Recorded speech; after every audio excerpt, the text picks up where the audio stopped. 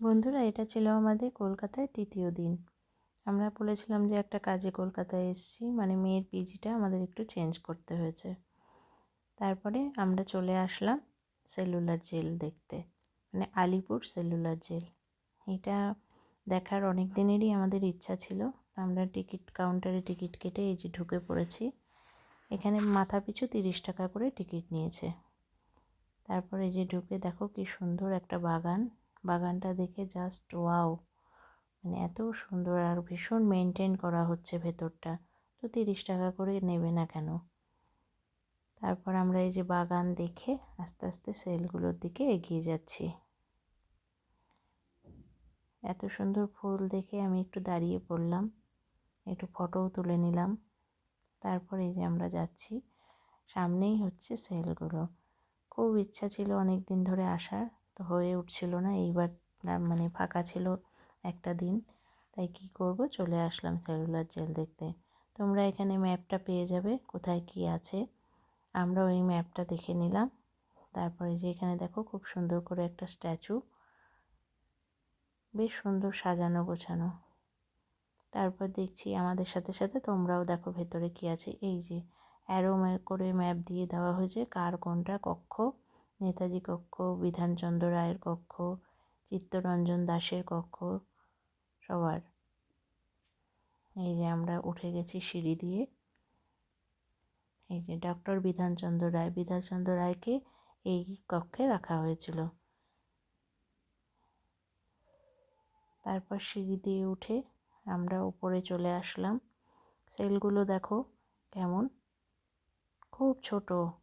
আর সুভাষচন্দ্র বসুকে যে সেলে আটকে রাখা হয়েছিল সেই সেলটা হচ্ছে এটা। এই যে মানে একদম কি বলবো, একদম ছোট একটা রুম। আর মানে দরজা বলতে একটাই, জানলা বলে কিছুই নেই। আমরা যে এক্সস্ট ফ্যান লাগাই ঠিক অতটুকুই জানলা, যেখান থেকে আলো বাতাস আসতো এই ঘরে। আর ঘরের লকটা খালি খেয়াল করে দেখো, এই যে এই দিকে হচ্ছে এই যে গ্রিলে, এই যে লকটা এইখানে, আর তার হ্যাজবোলটা হচ্ছে এই যে এই পাশে, যাতে কোনোভাবেই কেউ বেরোতে না পারে, সেই জন্যই এই ব্যবস্থাটা। তারপর যতীন্দ্রমোহন সেনগুপ্ত, তাই ওনারও একটা সেল, এটা ওনাকে এই সেলে রাখা হয়েছিল বন্দি করে। তারপর চলে আসলাম ফাঁসির মঞ্চ, যেখানে ফাঁসি দেওয়া হতো। তোমাদের কি ধনঞ্জয়ের কথা মনে আছে? লাস্ট কিন্তু আলিপুর জেলে এই ধনঞ্জয়ের ফাঁসি হয়েছিল। এই যে ফাঁসির আগে মানে কয়েদিদের এই ঘরগুলোতে রাখা হতো। ওই যে দেখো ওপরে ভেন্টিলেটারের মতো ছোট্ট একটু আলো, আর এই যে ফাঁসির মঞ্চ। অবাক কাণ্ড জানো, সব গাছে মুকুল আছে, কিন্তু এই ফাঁসির মঞ্চের উল্টো দিকে যে আম গাছটা, তার একটা ডালেও কোনো মুকুল নেই। কি মানে, মানে ভাবলেই কেমন গা কাটা দিয়ে ওঠে। এই যে ফাঁসির মঞ্চ, এখানে লাস্ট ধনঞ্জয়কে ফাঁসি দেওয়া হয়েছিল। এই ফাঁসির মঞ্চর ঠিক উল্টো দিকে যে রুমগুলো আছে সেইখানে কয়েদিদের দেখার জন্য রাখা হতো। এই যে কতটা ক্যামেরায় দেখতে পাচ্ছ জানি না, খুব ছোট ছোট করে জানলার মতো করা। ওই যে উপরে ছোট ছোট জানলা দেখছো, ওইখানে কয়েদিদের রাখা হতো যাতে ওরা নিজে চোখে ফাঁসিটা দেখতে পারে। মানে এটা হয়তো ওদের শিক্ষা দেওয়ারও জন্য, বা সব কিছু মানে কি বলবো, নিজে চোখে দেখার জন্য। তারপর জওহরলাল নেহেরুকে যে কক্ষে রাখা হয়েছিল, মানে জেলের যে কক্ষে, সেই ঘরটা হচ্ছে এটা।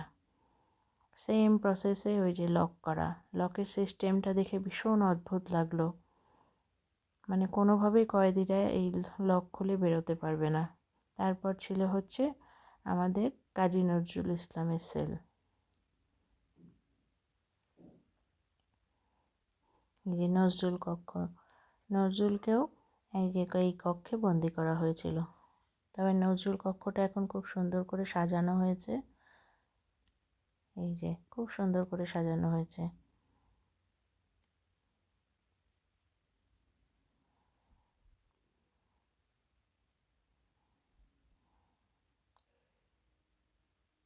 আর এই যে বসে আছেন আমাদের কাজী নজরুল ইসলাম, উনি এখানে বসেই লেখালেখি করতেন, তাই ওইভাবেই একটা রিপ্লিকা করা হয়েছে।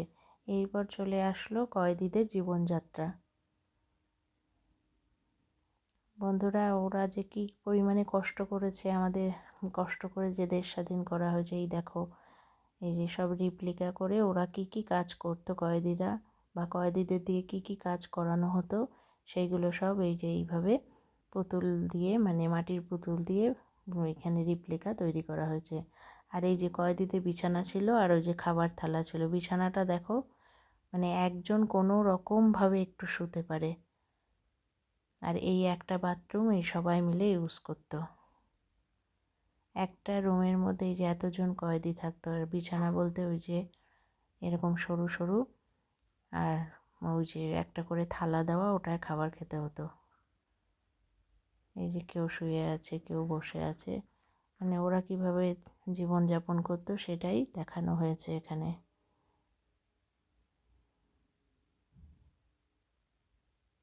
এই যে কেউ বসে গল্প করছে, কেউ চিন্তা ভাবনা করছে, কেউ শুয়ে আছে, কেউ বসে আছে, কেউ কাপড় কাচছে। কিচ্ছু ছিল না এই ঘরটা, একটা খাট আর একটা থালা ছাড়া। আর খাট বলতে কি, এই যে কোনো রকমের শোয়ার ব্যবস্থা, তার উপর একটা করে শতরঞ্চি পাতা।